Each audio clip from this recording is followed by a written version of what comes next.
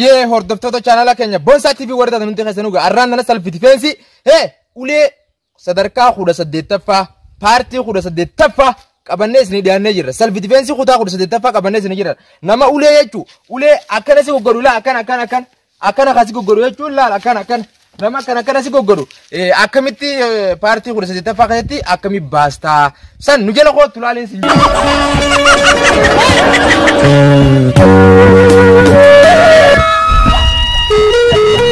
Wow.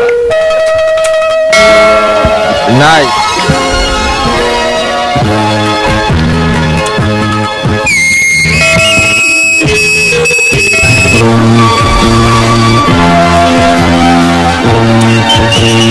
Nama akkana sidiru jechuun akkatachi akka sidiruu fi akka sidiru laallaa jechuun ammallee akkanatti jechuun 18ffaa keessa jirra ammallee laali.